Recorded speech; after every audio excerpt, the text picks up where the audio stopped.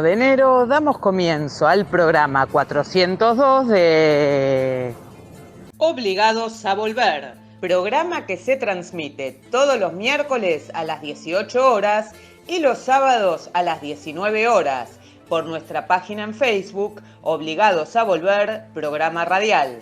Obligados a Volver, un análisis de la realidad argentina y mundial desde nuestra mirada, que es nacional, popular, democrática, feminista, latinoamericanista, ambientalista y plurinacional. Obligados a volver porque, como dijo el general San Martín, cuando la patria está en peligro, todo está permitido excepto no defenderla. Recordando y reivindicando además nuestras consignas fundacionales: lealtad a Perón, Cristina Conducción, dirección Norberto Raful y consejo de columnistas y asesores, locución quien les habla, Irene Ring, en la operación técnica Nicolás Rearte. A continuación, Norberto nos comentará, como suele hacerlo, el temario de nuestro programa de hoy. Buenas tardes, Norberto. Buenas tardes, Irene. Buenas tardes a todos, todas y todes les oyentes de Obligados a Volver. Programa número 402, que corresponde al sábado 21 de enero, y como es habitual, lo organizamos en dos bloques. El primer bloque lo destinamos a comentar temas económicos, comenzando por la reunión anual de Davos, en la mirada de nuestro columnista de política internacional, Hernán Pereira, que se pregunta: ¿el ocaso de Davos? Le sigue otro lapidario informe, esta vez de Negocios TV, detrás de otro sugestivo título: El Foro de Davos, el más polémico en décadas, guerra y paz, tanques Leopard y transhumanismo. Cerramos este primer bloque con la entrevista realizada a Pedro Peretti, donde este afirma: el gobierno cogobierna con la mesa de enlace. Hacemos un pequeño paréntesis para protestar por la situación de Milagros Sala, sometida a la persecución del gobierno jujeño y al abandono del presidente, para pasar al segundo bloque con nuestro segmento cultural. En primer lugar, la columna de rock nacional de Daniel Corey López, desarrollando genocidio y censura. En segundo lugar, nuevamente la columna Detrás de un tango, ahora bajo la conducción de Ricardo Plazaola, periodista, tanguero y bailarín, que nos trae El virus de la milonga.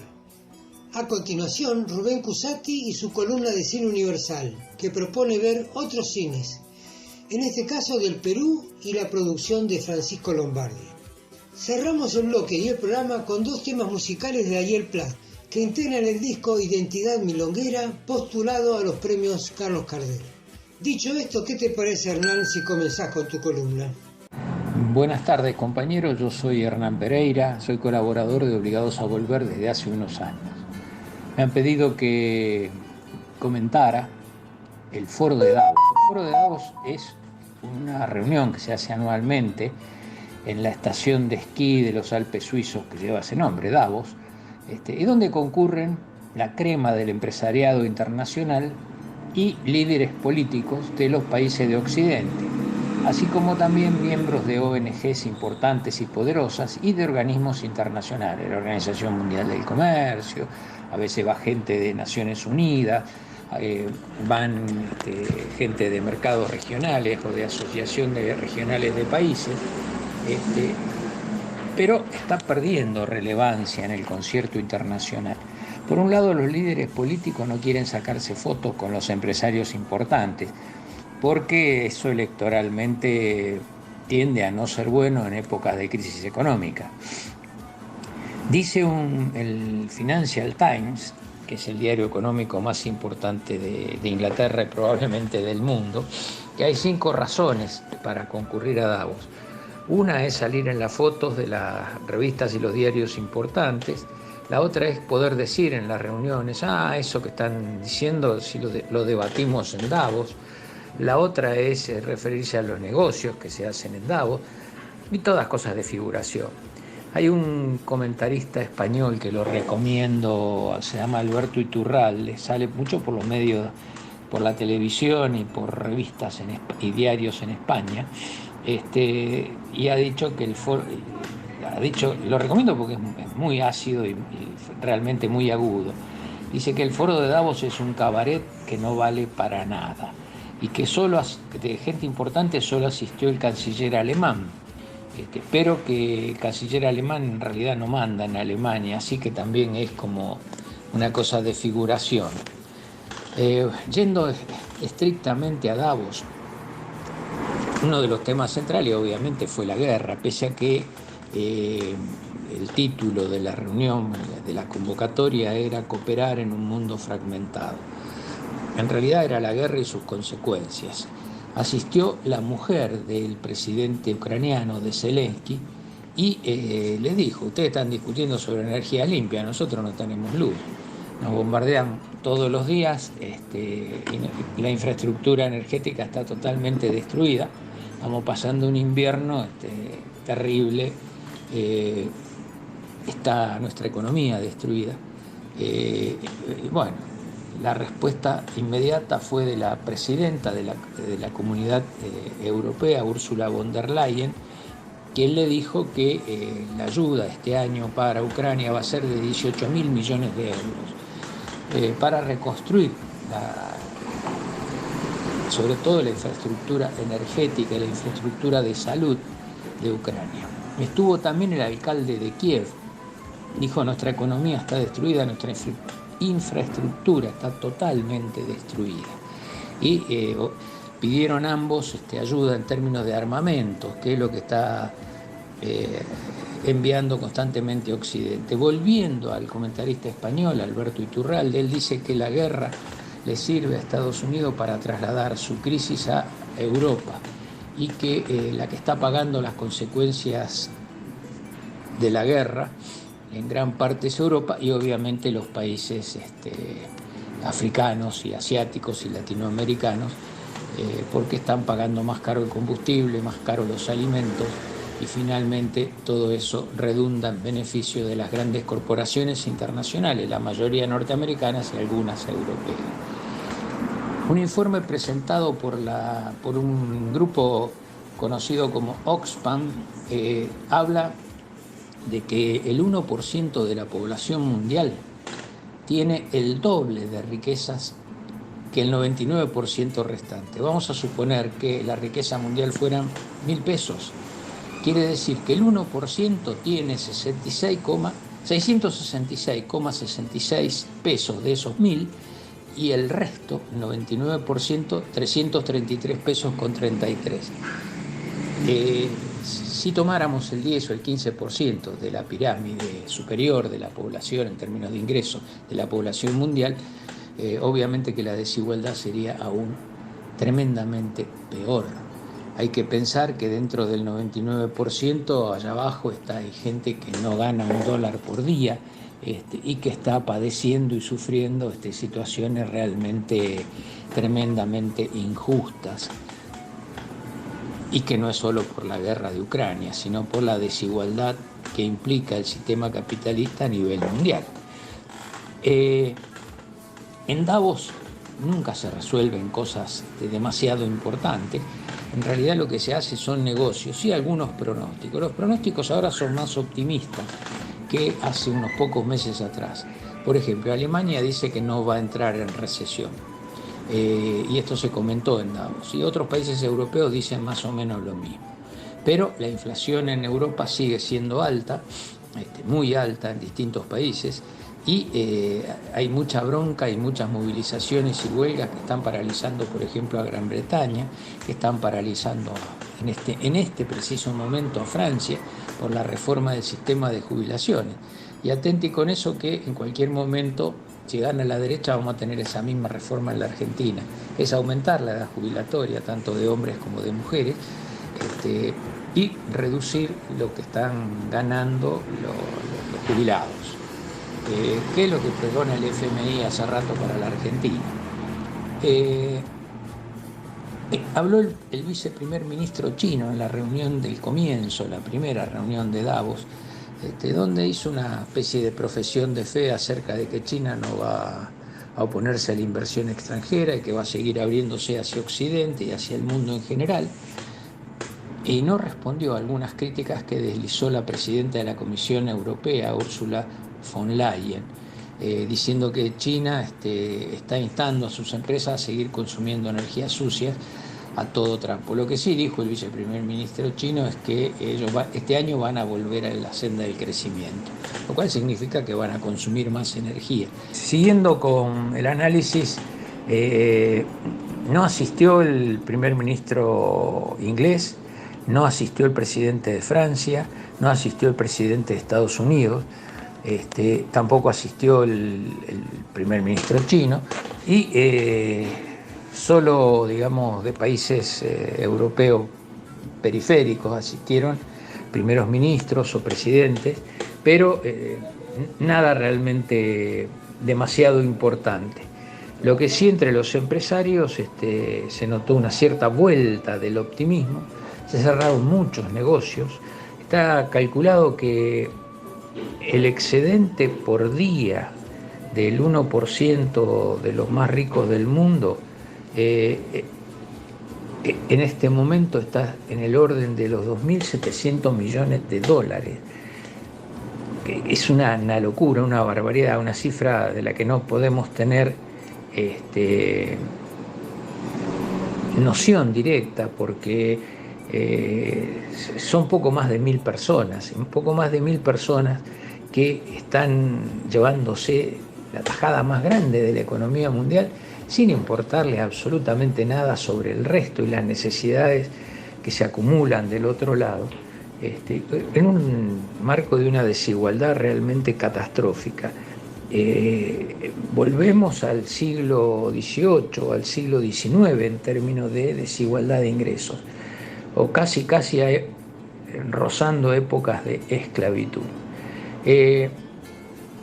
Hay otro informe presentado en Davos por esta ONG Oxfam que hace una propuesta realmente importante: reducir a la mitad el número de ricos del planeta con un aumento de impuestos. Y que esto se llama sobrevivencia de los más ricos. Está en varios sitios de internet si alguien lo desea consultar o buscar, porque dice que la proliferación de este tipo de ricos atenta contra el conjunto de la sociedad mundial. Y lo que propone es la reducción del número de ricos, cobrando directamente más impuestos. Realmente muy, muy interesante el informe, pero obviamente en Davos lo habrán mirado algunos, no tiene ninguna posibilidad de ser aplicado por ningún gobierno.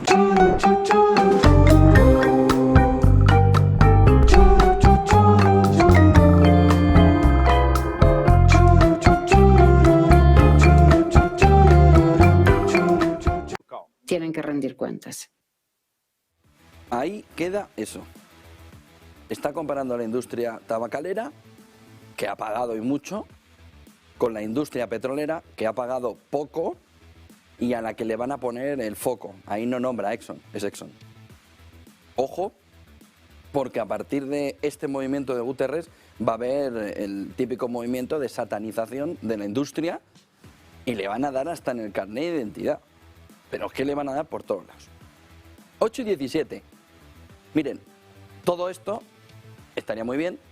Nos marca una fotografía en Davos de los problemas pasados y presentes, hasta que llega este personaje siniestro que parece el malo de Prison Break. ¿Se han visto Prison Break? Ahí hay un señor que es el que manda una especie de mafia, ¿no? Que aparece contra los hermanos estos que están siempre en la cárcel, que salen, que los vuelven a meter, que los meten, que los sacan, y siempre hay uno que es el siniestro, ¿no? Que sale al final, el otro ha muerto, pero de repente sacan una temporada más y no había muerto, se había puesto al servicio del siniestro este. Miren, esta es la fotografía del Klaus Schwab, que es el jefe de esto. El jefe de toda esta historia, Klaus Schwab. 1971, una persona sin currículum, sin conocimientos, sin contactos, monta el foro de Davos y monta también todo un emblema de banca privada y monta la que hay hoy montada. Esta pieza es fundamental para todo el entramado del cambio económico y social. Vamos a dejar el político, económico y social. Klaus Schwab. Ayer, este es el nombre del reseteo. Hay que resetear la economía, ¡pum!, coronavirus. Hay que resetearlo todo, porque hay que poner una nueva economía. Ayer nos dio la pauta de, bueno, ya el reseteo más o menos se ha hecho, ha fracasado, guerra de Ucrania, bloques, la que han liado, de globalización a desglobalización, de buen hombre. Ayer aparece con el transhumanismo por bandera. Lo que ayer planteó Klaus Schwab es que en 10 años el hombre como hombre, hombre-mujer, ¿me pueden entender?, la raza humana habrá desaparecido. Estará la raza que van a impulsar desde el foro de Davos, hiperconectada corporalmente y que viene a resolver todos los problemas de la humanidad. Desde la muerte a los sentimientos, a ser el superhombre. No, esto no es Minority Report. Esto lo contaron ayer en Davos. Se pueden imaginar la gran cantidad de negocio y dinero que ayer, con las palabras de Klaus Schwab, detrás de él, aquí detrás, estaban agazapaditos, saltaron todos. Yo puedo hacerte sentir conexiones viscerales, tal, no sé cuántos, lo importante, el hombre es imperfecto. Vino a decir Klaus Schwab, el ser humano es imperfecto, de tal manera que necesitamos crear el superhombre o el super ser humano, hombre-mujer, ¿se pueden imaginar? Quitemos todo lo que duele, pongamos todo lo que nos hace disfrutar. Pone los pelos de punta, pero es el gran negocio que abre Klaus Schwab, que no da puntada sin hilo, que es pieza fundamental de todo el entramado de cambio de un nuevo orden, con ese ser todopoderoso en el centro. No es Minority Report, es el foro de Davos. Ayer, escúchenlo. Medical and biological progress and advancing very fast. But can you imagine that in 10 years when we are sitting here, we have an implant in our brains, and I can immediately feel, because you all will have implants, and we measure your brain waves, and I can immediately tell you how the people react, or I can feel how the people react to your answers. Is it imaginable? Medical and... ¿Qué os parece? Esa es la fotografía planteada ayer por Klaus Schwab en una entrevista en la que habla claramente de implantes cerebrales donde vamos a cambiar la manera de sentir. Esos implantes nos van a dar ondas, movimientos, impactos en el cerebro, de tal manera que podemos sentir cómo reacciona la gente ante... ¿Pero qué me está contando este hombre? Mírense Prison Break. Que lo calca el tío. Podría haber sido el actor principal, si es que no lo es. Encima de esa gran mafia que busca determinadas cosas. Encima de ese movimiento de cambio del orden, Klaus Schwab enfrente, liderando una de las principales bancas norteamericanas, venido de la nada al foro de Davos. Nada pasa por casualidad.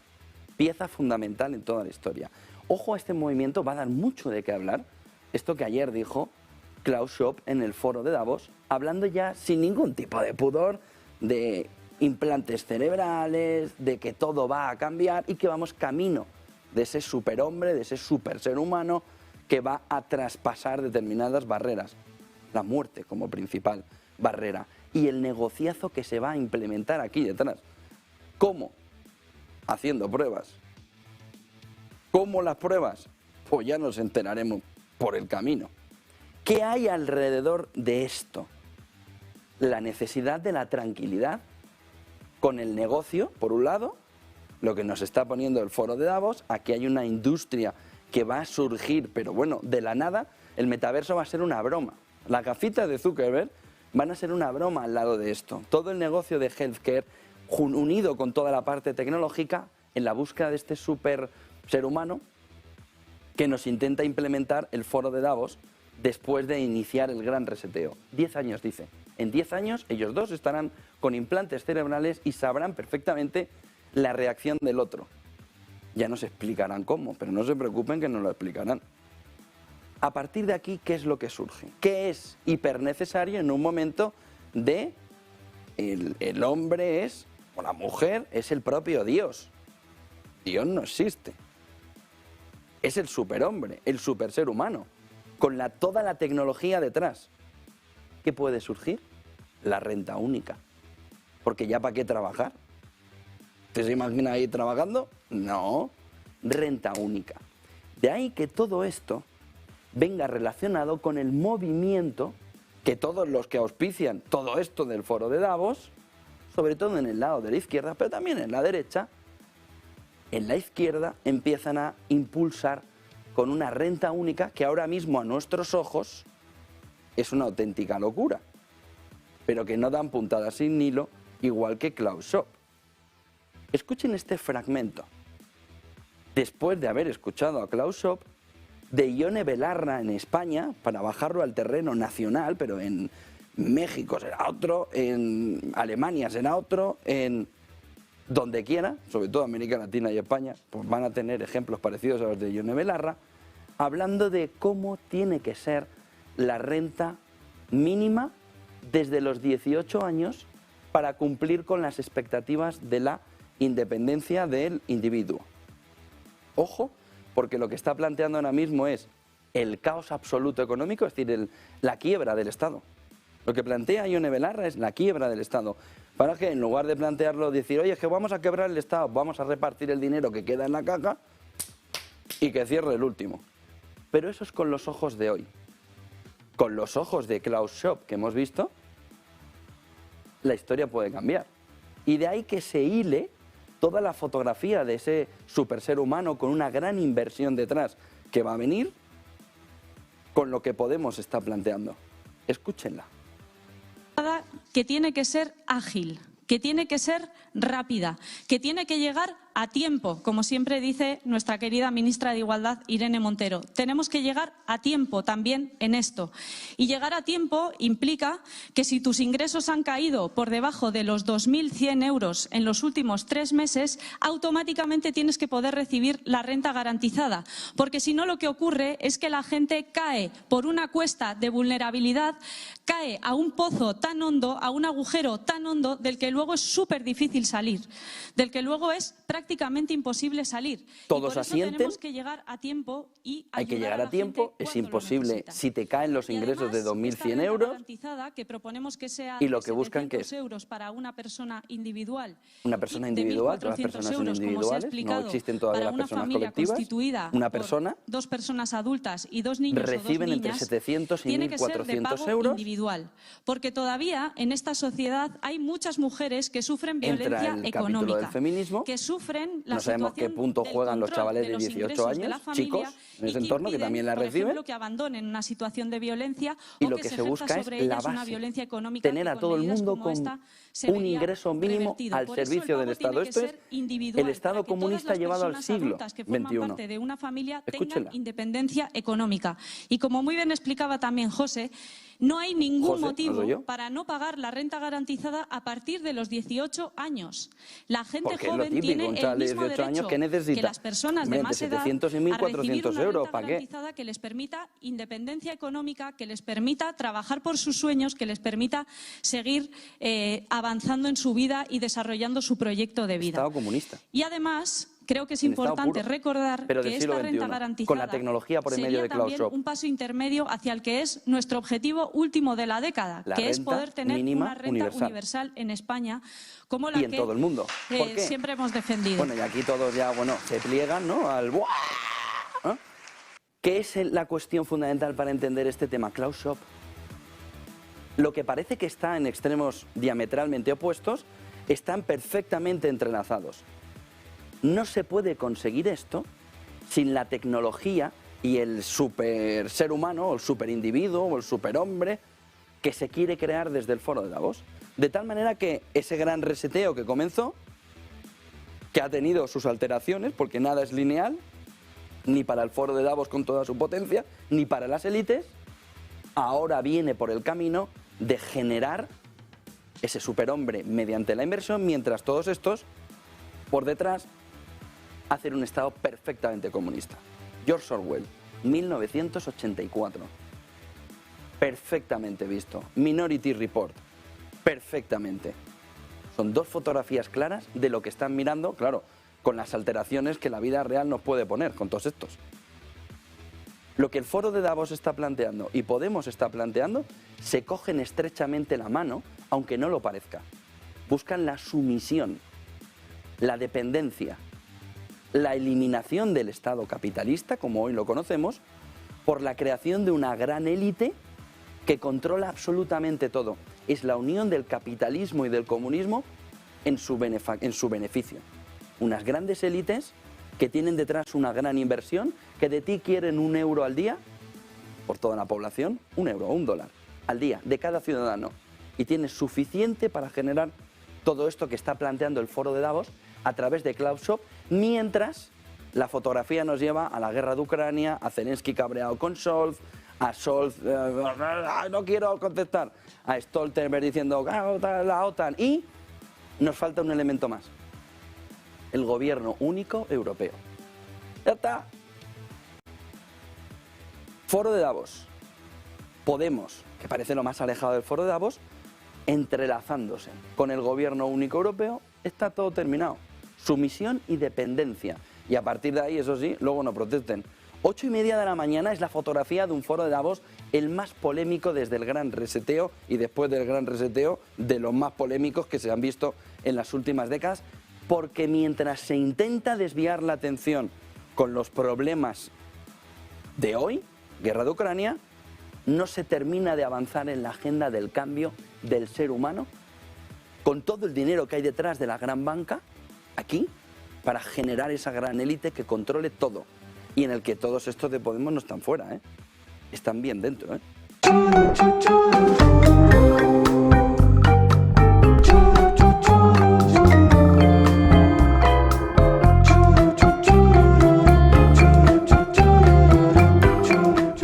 En comunicación con Pedro Peretti, miembro del Movimiento Agrario y del Manifiesto Argentino, exdirector titular de la Federación Agraria Argentina. Pedro, ¿cómo estás? Eva Moreira te salude, Sergio Chauza. ¿Qué tal? ¿Cómo les va? Muchísimas gracias por el llamado. Pedro, bueno, queríamos hablar algunos temas con vos. Específicamente queríamos saber cuál es la situación del campo en relación a la sequía que se está viviendo. Bueno, la sequía acá es tremenda.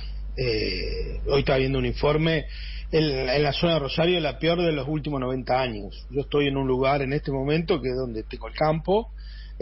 Yo no tengo memoria, y tengo ya bastantes años, no tengo memoria de una sequía de las mismas condiciones, de la misma intensidad que esta, ¿no?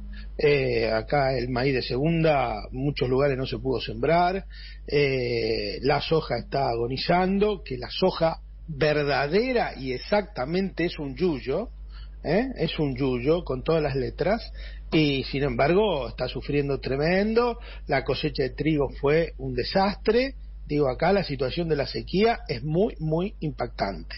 Situación que no es una maldición bíblica, ojo, hay una tendencia a analizarla como si fuera una cosa desprovista del contexto agrario argentino, y eso es desde mi punto de vista, un grave error. Hay que vincularla con la deforestación, con la sojización, con el modelo agrícola de la Argentina, porque no es una cosa que viene por venir o que llegó de casualidad. Tiene que ver además con que a nivel de toda América Latina hay una sequía muy fuerte, en la Cuenca del Plata también, producto de la deforestación del Amazonas, nosotros nos deforestamos casi 4 millones de hectáreas de bosque en los últimos 10 años, o sea que hacemos todo lo posible por recibir estas inclemencias climáticas. Pedro, desde Coninagro están pidiendo que no pagar retenciones debido a la sequía. Digo, ¿compartís esto como una medida posible? ¿Crees que el gobierno debe evaluar otro tipo de medidas? Bueno, el gobierno está cogobernando con la mesa de enlace ya de hace bastante tiempo. O sea que ellos se van a juntar ahora el viernes acá en San Pedro a discutir, podrían discutir este tema de las retenciones. Yo estoy cansado de discutir este tema. Yo creo que el problema no son las retenciones, el problema es la segmentación de las retenciones.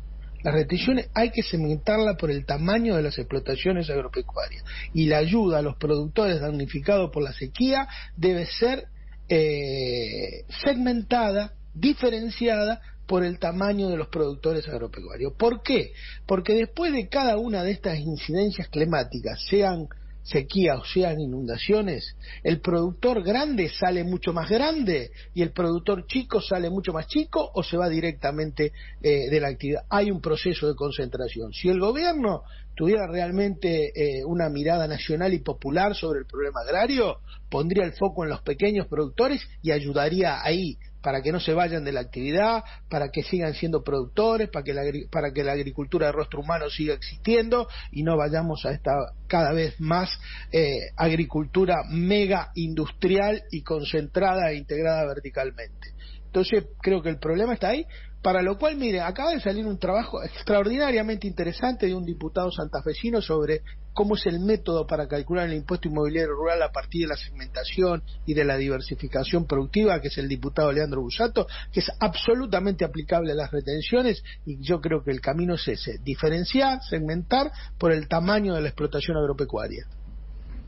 ¿Cómo estás, Pedro? Sergio Chousal te saluda. ¿Qué tal? ¿Cómo te va, Sergio? Hablamos recién del caso de Coninagro y hubo una declaración que levantó un poco de polvareda, positiva tal vez, en el marco de la provincia de Buenos Aires con el secretario de la entidad, Mario Reitieri, elogiando no tanto al gobernador, al gobierno de la provincia de Buenos Aires, pero sí a las políticas en materia del sector, pidiendo que haya una continuidad, pidió que sigan las políticas agrarias en la provincia de Buenos Aires. ¿Cómo evaluás esto? ¿Es un guiño político o es simplemente que hay un buen programa en materia agropecuaria?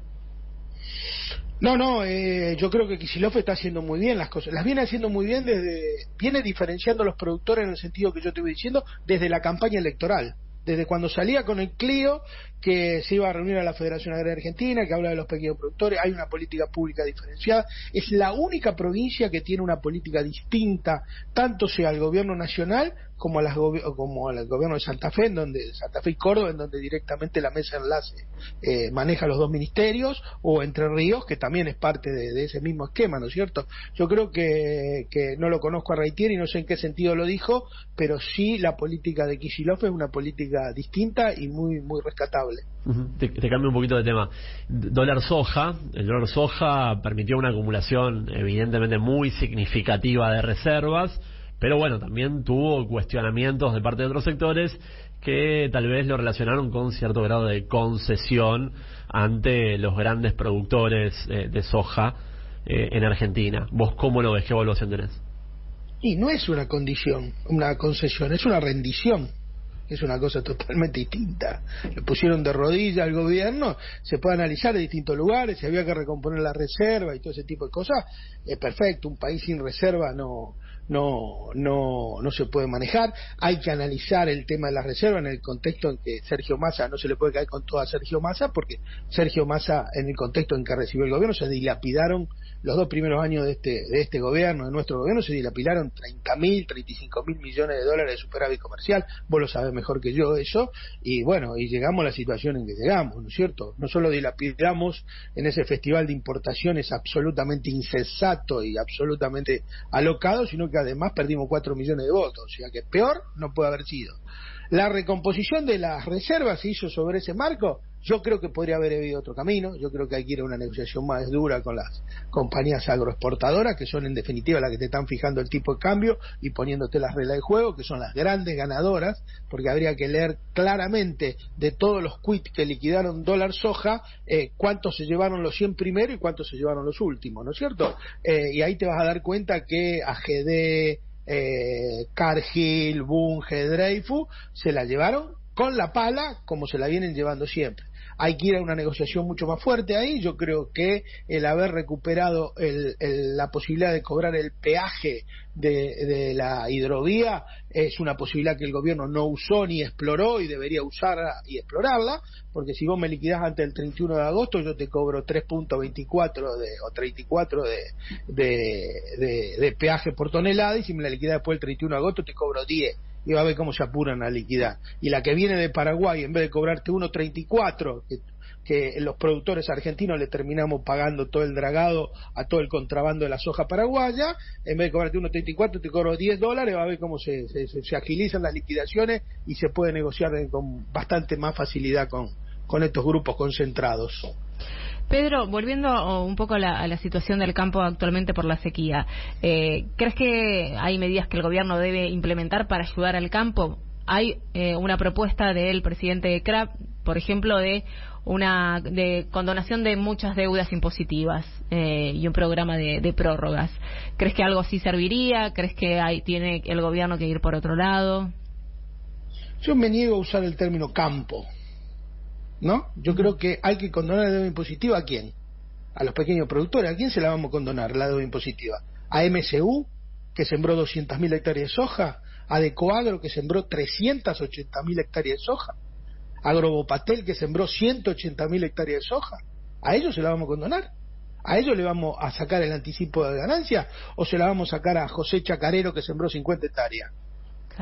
Digo, me parece que hay que, me parece que hay que analizarlo desde otro lugar y de otra manera. Claramente nosotros hemos perdido el control el campo nacional y popular, que es parte del Frente de Todo, ha perdido totalmente el control de la política agraria de este gobierno, que está en manos del neoliberalismo agrario, por llamarlo de alguna manera, y de la mesa de enlace. Bueno, hay que dar un debate ahí adentro del Frente de Todos para tratar de recuperar que el Frente de Todos lo votan los pequeños y medianos productores en el sector rural cuando los votan. De todas estas concesiones no va a sacar un fiscal. Lo mismo que le pasó a Schiaretti en Córdoba, que después de haberle dado todo, absolutamente todo a la mesa de enlace, hizo la peor elección del peronismo en los últimos 50 años. Entonces, hay que tomar esas lecciones. No le va a ir mejor a Bordet y a Bailo por todas las concesiones que le han hecho al campo, absolutamente todo a la mesa de enlace. No le va a ir mejor por eso, no van a sacar un voto de ahí, no lo van a votar la gente igual. Entonces, más vale morir con las botas puestas que ir a comprar una receta hecha por los tipos que te quieren derrotar electoralmente. Pedro, podemos decir que sos de alguna manera crítico a la gestión del actual secretario de Agricultura, de Bailo. No, y yo no soy crítico, si Bailo es la mesa enlace la que está manejando. Esto es objetivo, no es crítica. Es ver, es leer. Mirá, le molesta tanto la agricultura familiar que se la sacaron de la Secretaría de Agricultura, la sacaron. O sea, no está más. Fíjate vos hasta qué punto y cuántas veces escuchaste vos que Bailo se reunió. Y si se reúne con alguno de la agricultura familiar, se reúne a las 3 de la mañana y con la luz apagada para que no lo vean. Digo, esa es una realidad, no es ser crítico. Digo, a mí yo no tengo nada, ni lo conozco, ni me molesta, ni en absoluto, pero yo no te puedo mentir, tengo que describirte cómo es la realidad, y la realidad es esta. Le han dado, ni Macri le dio lo que le dio a la mesa de enlace el gobierno de Alberto, ni Macri se lo dio. Y tuvieron los mejores años, pues yo soy productor agropecuario y lo conozco muy bien esto. Nunca ganamos tanta plata en el campo como se ganó desde que llegó Alberto Fernández al gobierno, y sin embargo nos metieron 3 paros, 2 movilizaciones y le dimos todas las concesiones absolutamente a vida y por haber. Eso es la verdad. Después vendámosla como querramos, pero la verdad es esa. Pedro, te agradecemos estos minutos con la Radio de las Madres.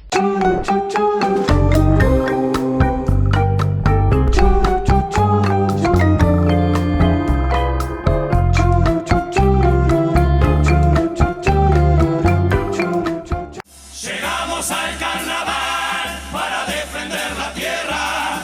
Llegamos al carnaval, hoy América despierta. Pueblos originarios que se juntaron para luchar contra los dictadores evangelistas de Donald Trump. Este es nuestro lugar y tenemos que cuidarlo. Nadie nos podrá callar, suena fuerte nuestro canto. Somos la patria grande y ahora nadie nos va a parar. Entre todas y todos el continente resistirá. Macri ya no está más, que la gente no se olvide, que le gusta reprimir, igual que Piñera en Chile. Afuera Bolsonaro con su racismo que nos asusta. Fuera la vieja cheta que está en Bolivia y se cree rubia. Ecuador está muy mal, paga el pobre, gana el rico. Colombia se despertó, en Perú mandan milicos.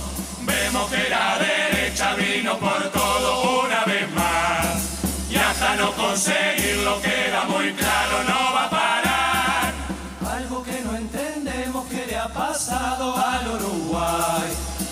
que se han olvidado de las miserias y hoy son gobierno una vez más.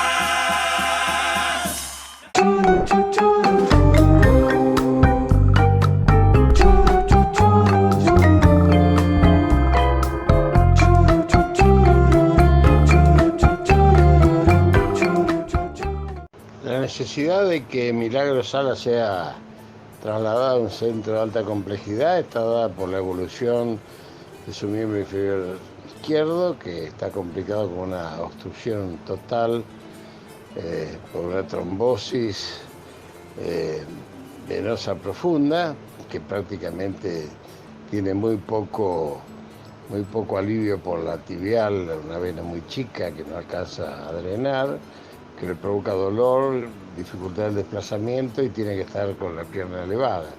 Esto lleva un mes con procesos de flebitis recurrentes, obviamente, y que indudablemente se estaba atendiendo en el hospital, en la clínica del Rosario, que no se anima a operar, a hacer la trombolectomía, que es una operación relativamente sencilla, pero que tiene sus riesgos. La urgencia está dada porque a un mes después de que haberse producido el trombo, se puede sospechar que el proceso de anticoagulación sobre el cual estaba ella en tratamiento no ha dado resultados. Por lo tanto, hay que revisar incluso el esquema anticoagulatorio que tiene la paciente y fundamentalmente esto me parece que requiere entonces una profundización del tratamiento y obviamente hacer con sumo cuidado la extracción del trombo. Esto se puede hacer en Favaloro, que es el lugar que yo indicaría, un lugar de excelencia por el equipo que tiene, que es el equipo de cirugía cardiovascular y un centro de hemodinámica de última generación, y que obviamente, dado la magnitud de la paciente, porque también hay que tener en cuenta eso, la presión que está recibiendo por parte del gobernador para volver en su insistencia con la cárcel común en Alto Comedero y que vaya al hospital público donde ya fue maltratada en 2 oportunidades, tanto por personal policial como por personal sanitario. La verdad es que me parece que la fecha debería ser lo antes posible, y esto es un resorte absoluto de la justicia que debe resolverlo. Así que recomiendo Favaloro. Yo creo que el equipo de hemodinamia de Favaloro y de cirugía vascular periférica es lo que debe abocarse a este tema y donde se le pueden dar las mayores garantías. Así que bueno, les mando esto para que tengan la información necesaria.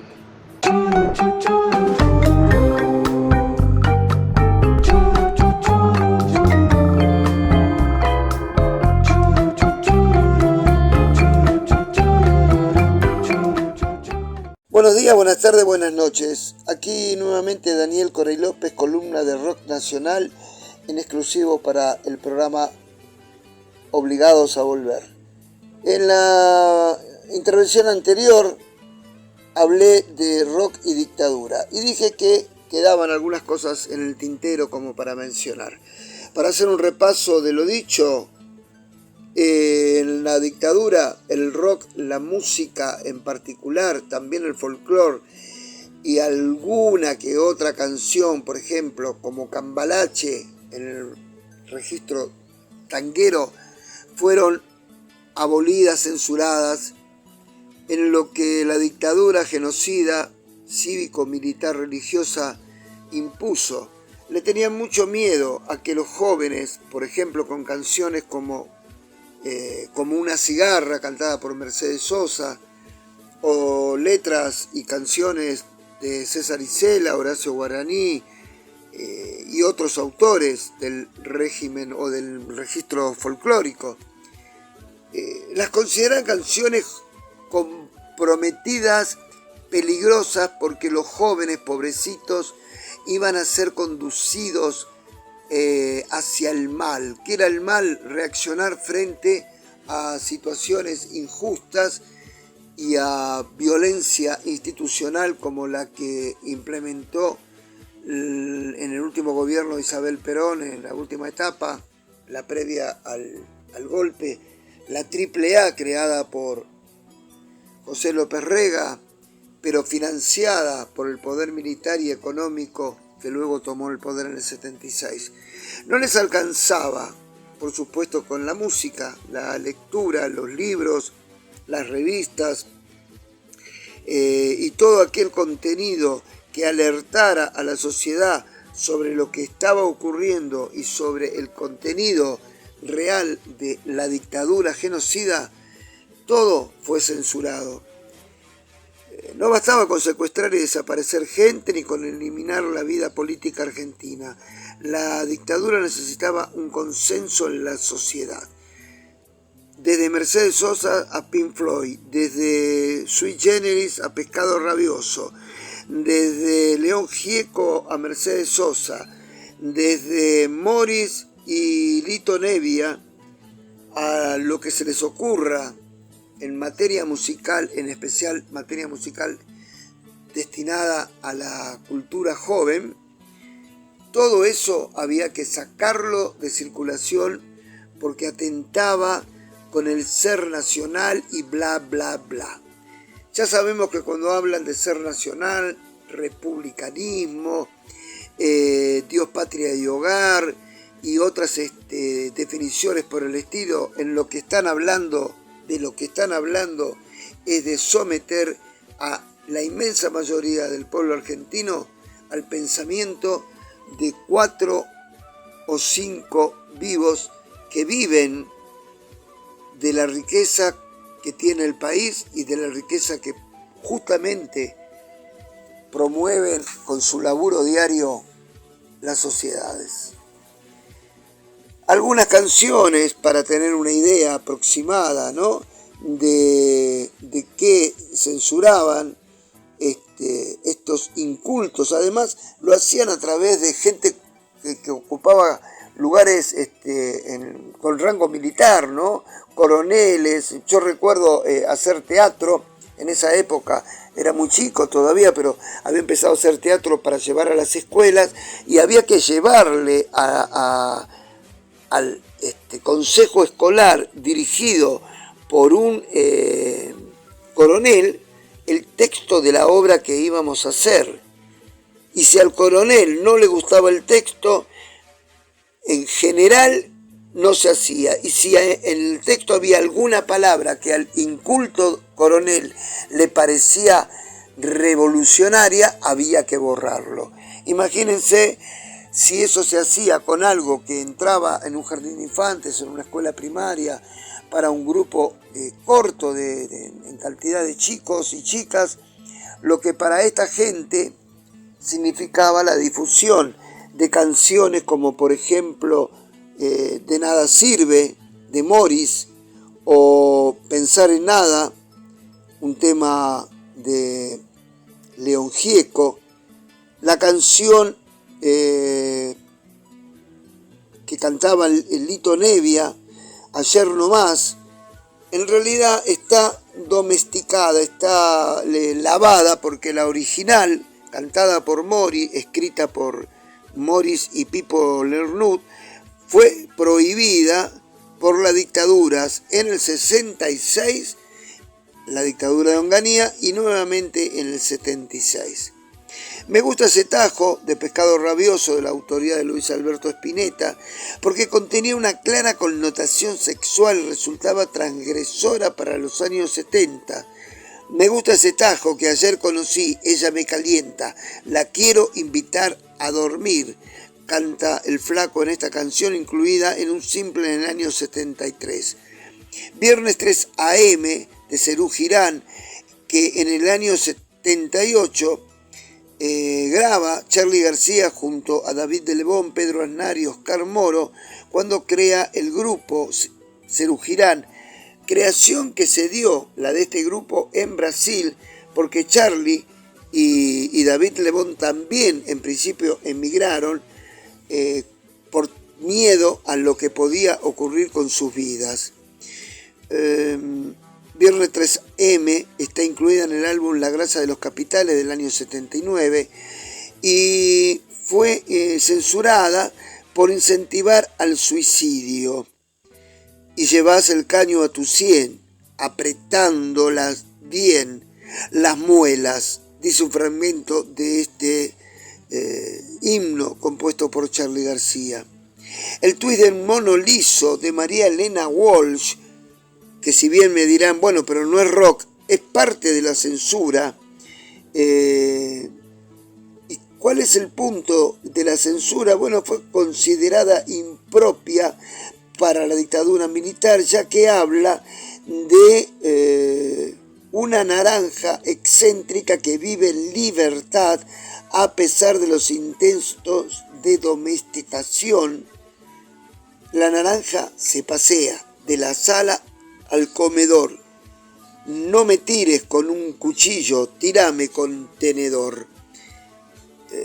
Guerrillera de de Horacio Guaraní, también dentro de lo que es el folclore, pero también fue censurada.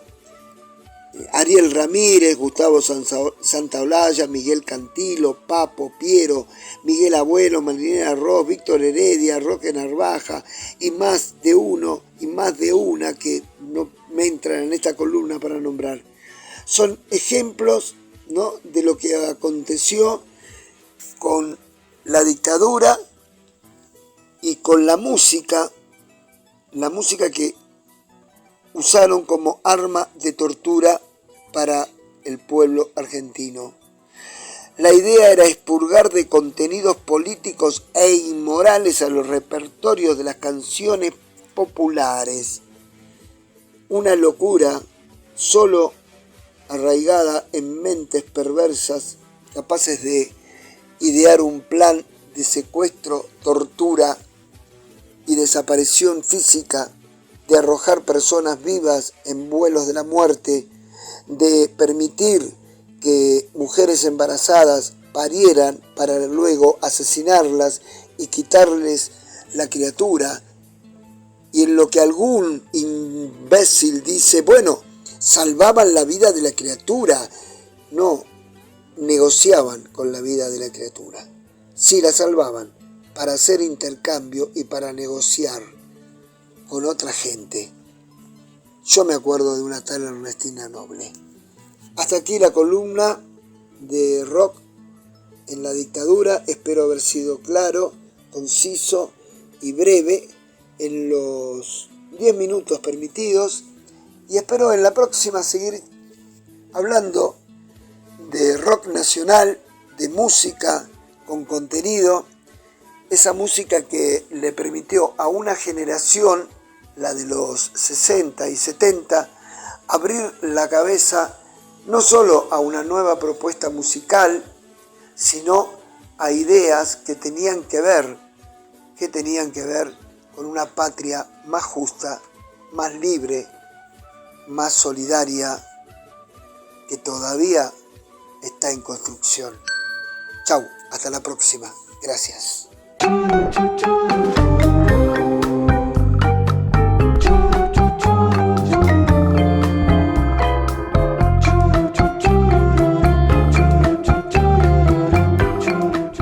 Me presento, soy Ricardo Plazaola, periodista, autor de libros sobre un bailarín famoso, Carlos Gavito, hombre de tango. No soy músico, no soy poeta estrictamente, sino simplemente bailarín, o mejor dicho, milonguero. Y quería hablarles de la milonga como hecho cultural sobre todo porteño, pero conocido en todo el mundo. ¿Por qué la milonga? Porque es una pequeña, gran comunidad organizada. A la milonga porteña tradicional va gente de toda edad, de toda condición social, económica, cultural, religiosa, en fin, gente de todo el mundo además, sobre todo ahora que les resulta tan accesible por el dólar. La milonga tiene objetivos, objetivos claros, que son los de bailar y divertirse y pasarla bien. Algunos van a bailar y a conocer, o una chica, un chico, un hombre, un grande, mediano o joven, en fin.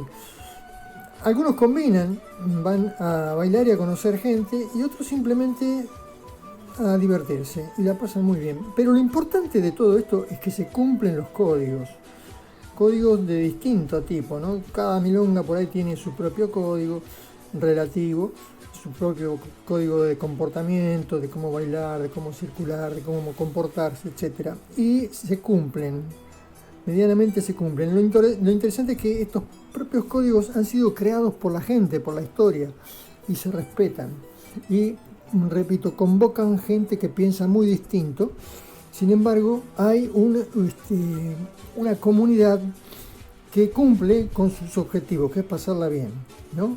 Estos códigos han sido construidos a lo largo de años y de décadas, digamos, y medianamente se cumplen, aunque en alguna milonga sea, por ejemplo, mal visto llevar zapatillas, y en otras sea muy aceptable porque son de gente joven.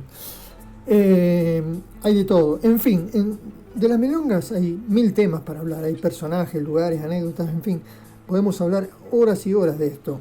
Hoy yo quiero celebrar este regreso de la milonga. ¿Regreso de qué? Regreso de la pandemia, porque durante la pandemia estuvo casi desaparecida la milonga. ¿Y qué pasó? Durante la pandemia 2 o 3 cosas importantes pasaron. Primero, las milongas clandestinas, eran por invitación, eran cerradas. Primero cerradas, después se fueron abriendo y ya eran más conocidas. Y segundo, se comenzó a milonguear al aire libre, ¿no? Estas milongas al aire libre terminaban temprano, sin demanda de ropa, sin exigencias de todo tipo, gratuitas, eran a la gorra, digamos. Y así de algún modo apareció como una generación, la generación de la pandemia, digamos, chicos jóvenes sobre todo, menos estructurados, con menos problemas con la ropa, menos dinero, menos historia tanguera, etc. Bien, y después apareció también la milonga clásica, pero clandestina, cerrada, pero con guiño mediante, con golpe en la puerta mediante, se entraba igual. Bueno, nada nuevo, digamos, ¿no? Hecha la ley, hecha la milonga ilegal. Lo cierto es que se fue creando un nuevo mundo milonguero, aparentemente, y medio soterrado. Y el que tenemos ahora, que surgió, digamos, de esta pandemia, incluye más gente joven que se fue agrupando, haciendo aquella especie de aguante. ¿Sí? Ellos consideraban que estaban manteniendo vivo la milonga. Bien, ¿qué pasa con los veteranos de la milonga? Fueron los más expuestos al peligro, obviamente los que más se cuidaron. Algunos no se cuidaron lo suficiente, realmente, algunos lo sufrieron y bueno, no vienen más. De a poco surgieron hábitos, por ejemplo, trasnochar menos. Eso es bastante nuevo, es volver a casa más temprano. Algunos dejaron directamente de bailar a la noche. Se gasta menos en taxis, hay menos taxis en las calles, hay, a la noche hay menos permanencia, menos frecuencia en los bondis. Incluso algunos veteranos que quisieron ir a milongas jóvenes, con suerte irregular, digamos. Hubo boliches importantes que cerraron. Recuerdo uno, Obelisco Tango, ahí cerca de la calle Belgrano. Belgrano y Entre Ríos, más o menos. Hubo milongas que dejaron de hacerse, cambios de lugar, etc. Sobre todo apareció la milonga, como decíamos, vespertina y a la gorra, al aire libre. Cuando quiso volver la milonga, se produjeron algunos encontronazos, dificultades de acordar precios, acordar salarios, acordar horarios. Incluso hubo una pelea por un lugar tradicional, la Glorieta de Belgrano, que la organizaba un conocido, un amigo mío, Marcelo Salas, venía organizando desde hace 20 años y un día quiso volver y se encontró con que el lugar estaba ocupado. Entonces tuvo una lucha a brazo partido para que el gobierno de la Ciudad de Buenos Aires le hiciera respetar esa antigüedad y el mundo milonguero lo acompañara para recuperar ese lugar. Bueno, le llevó muchos disgustos a Marcelo Salas recuperar ese lugar. Hay entonces un panorama nuevo, creciente, pero la milonga ya está viniendo la gente, están viniendo sobre todo extranjeros, y como comunidad organizada vuelve a darse sus propios códigos y sus propias costumbres. Esta milonga, esta pequeña comunidad organizada, es fuente de ingresos y fuente de turismo que considero yo debería ser fomentada por el gobierno de la Ciudad de Buenos Aires. ¿Por qué? Porque el turista milonguero viene siempre, elige Buenos Aires, no elige otro lugar para venir. ¿Por qué? Porque la milonga, la gran milonga para el mundo está en Buenos Aires. Entonces es una especie de público cautivo que habría que incrementar. Bueno, este es un pequeño panorama de lo que es el mundo de la milonga, del que vamos a seguir hablando en cualquier momento. Muchas gracias.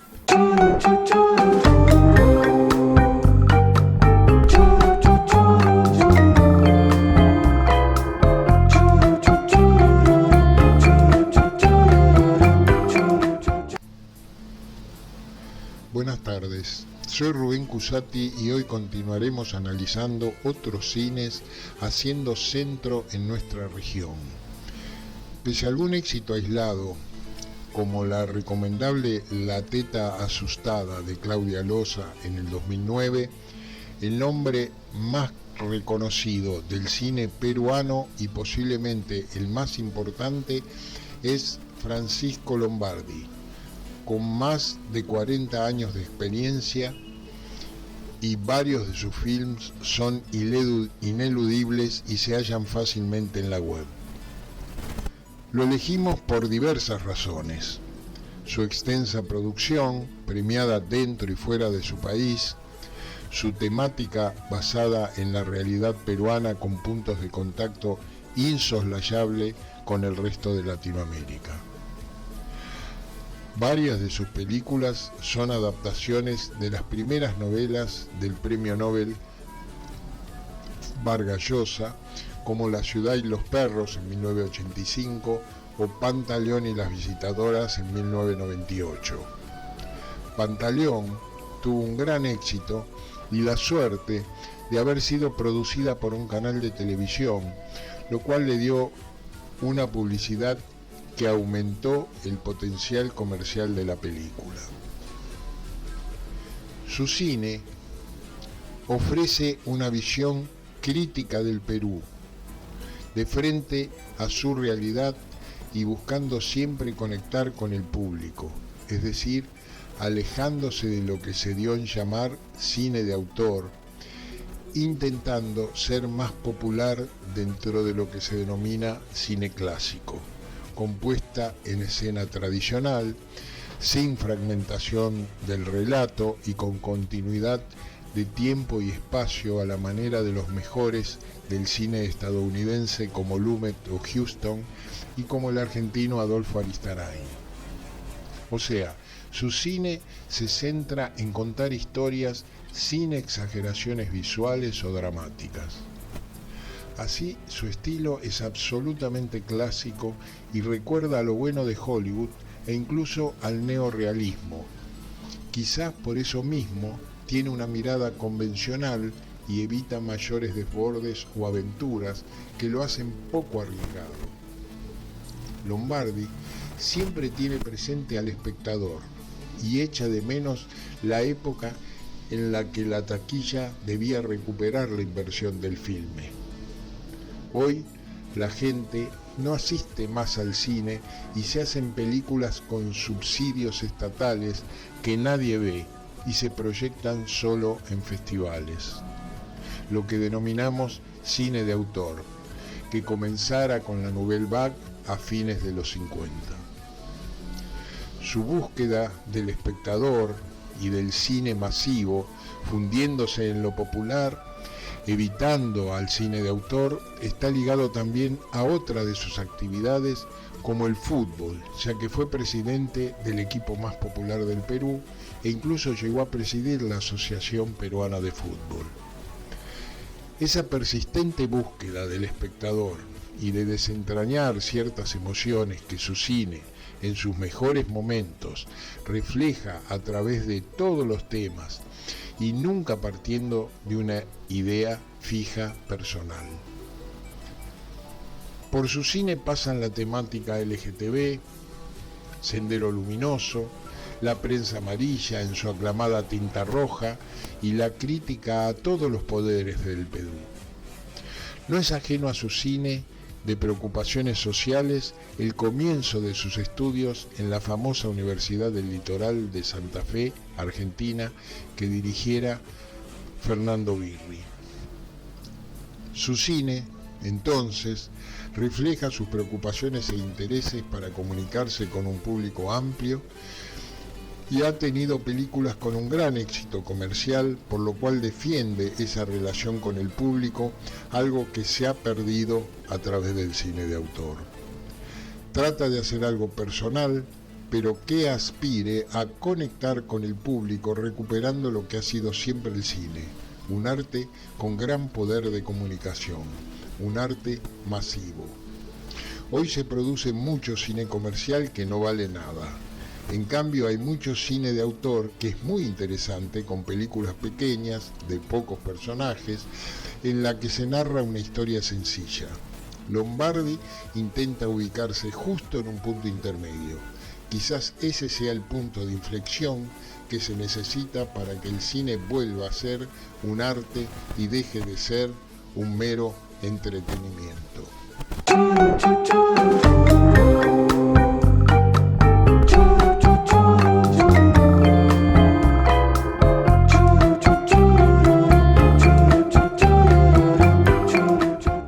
Che, Tango, yo soy la mina que más te ha bailado, la que en tus noches de fango, cuando de amor embriagado, lloraba solo en mis brazos.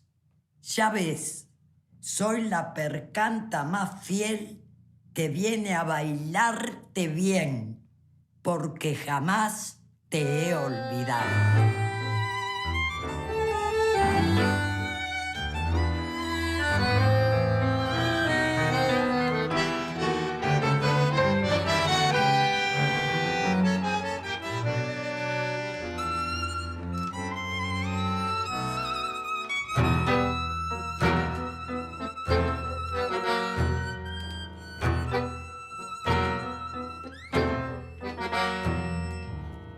Baila María Nieves, que el tango falta si no estás vos.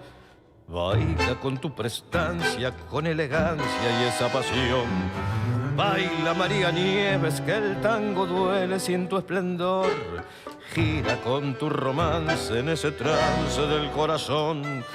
Fuiste y serás una diosa al brillar, una cinta de luz en el giro de un vals. Yo quiero ver ese fuego ritual que dejaron tus pies en el son de un compás.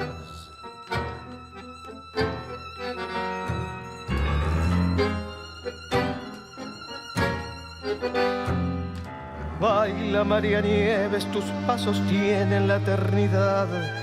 Baila en el contragiro de algún recuerdo que te hace mal.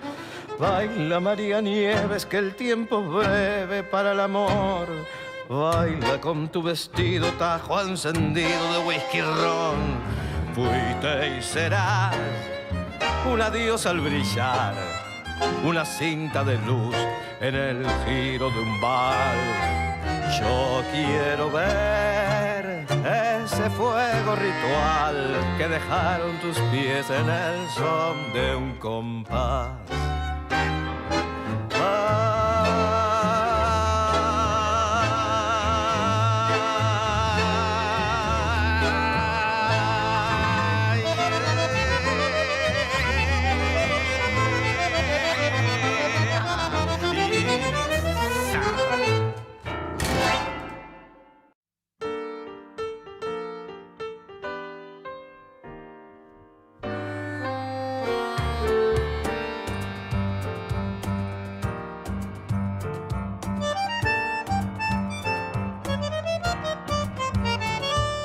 Danza, danza, danza, danza, danza.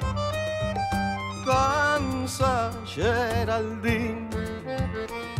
La milonga que te nombra sabe a noche y a jazmín. Danza, danza, danza, danza, danza. Danza, Geraldine.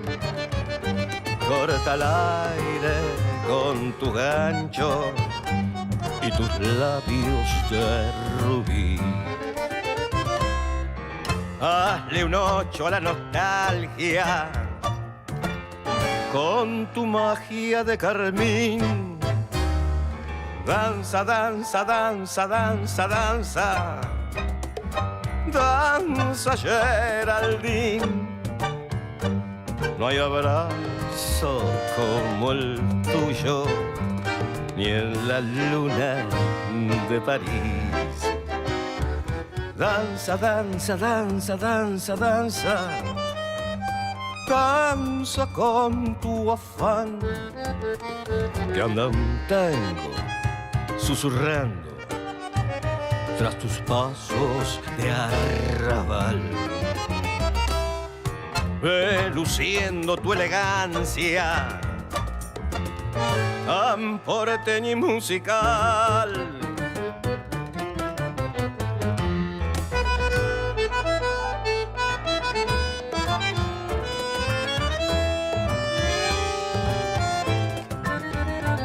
No hay ninguna con tu barrio, con tu garbo y con tu spleen.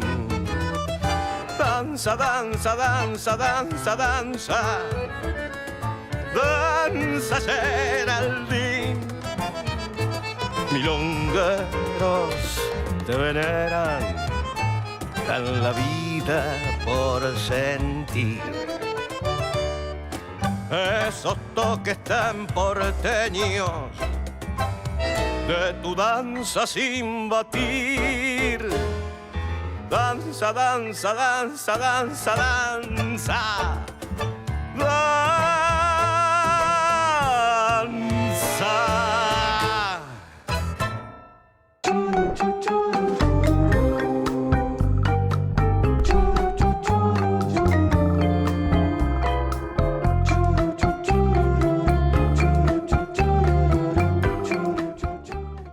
Nos está terminando el programa. Agradecemos a nuestro operador Nicolás Rearte por su trabajo que nos permite salir al aire, a todos les oyentes por su atención, especialmente a los que ponen me gusta en nuestras páginas de Facebook. Antes de despedirnos, les recordamos que nuestro programa de radio, Obligados a Volver, se transmite todos los miércoles a las 18 horas y sábados a las 19 horas. Y tenemos una nueva propuesta, la entrevista, un buceo sobre los orígenes y actividades actuales de las personalidades destacadas los martes a las 21 horas. Este fue otro programa de Obligados a Volver, emitido desde nuestra página en Facebook, Obligados a Volver, programa radial. Volvimos, pero estamos obligados a seguir militando, porque la patria sigue estando en peligro. Por eso continuaremos con nuestra tarea, siguiendo el legado del Libertador San Martín.